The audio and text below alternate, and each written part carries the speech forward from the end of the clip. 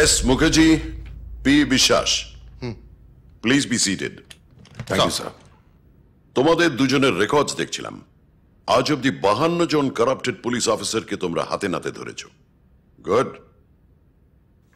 কিন্তু এরা যদি কারাপ্টেড হয় তাহলে এখন যার কথা বলছি সে হচ্ছে এদের সবার টিচার, এসিপি বীর প্রতাপ চৌধুরী।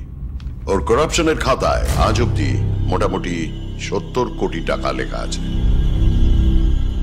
70 কোটি টাকা? ওটা মোটামুটি ভাবে বললাম, তার বেশিও হতে পারে। অসৎ হলেও বীর প্রতাপ চৌধুরী অসম্ভব বুদ্ধিমান। ওর কাজের জায়গা পাল্টালেও করাপশন পাল্টায়নি। আজ পর্যন্ত কেউ ওকে হাতে নাতে ধরতে পারেনি। আর সেই জন্যই তোমাদের দুজনকে ডেকে পাঠানো। তোমাদের দুজনকেই ওর আন্ডারে পোস্ট করে দিয়েছি। এখন থেকে তোমরা দুজন ওর সাবঅর্ডিনেট হিসেবে কাজ করবে। সবকিছু জানতে হবে। ওই করাপশনের টাকাও কোথায় রাখে, কোন ব্যাংকে, সেই টাকা দিয়ে কি করে।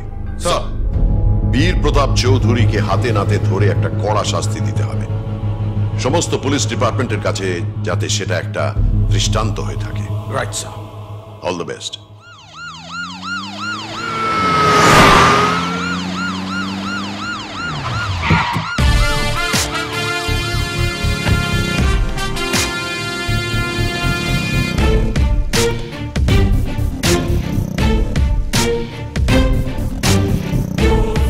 তোমাদের চোখে রেসপেক্ট আর স্যালুটের মধ্যে সিনসিয়ারিটি একদম নেই, কারণটা জানতে পারি? স্যার, ওরা দুজনেই আজই এই থানায় জয়েন করেছে।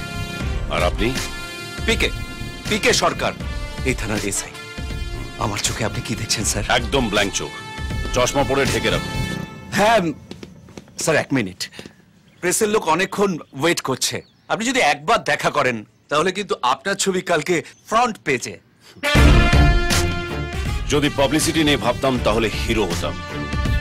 ওদেরকে চলে যেতে বলুন।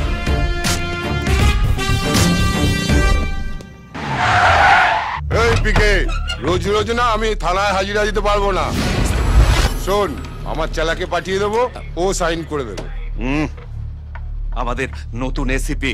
যে ক্রিমিনালদের লকআপের ভেতরে থাকার কথা তারা পুলিশ স্টেশনে ঢুকে ভুলিয়ে কথা বলছে। ভালোই সেটিং করেছো পিকে। না স্যার। ওই এসিপি, ও 25 পায়, তোকে 50 দেবো, ডবল। খুশি?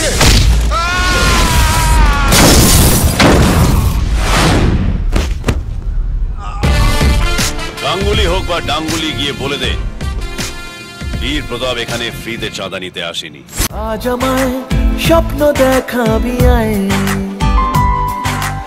এক নতুন গল্প শোনাবি আয়, তুই মিশে যা আমার কল্পনায়, তুই মিলে যা আমার গল্পটায়।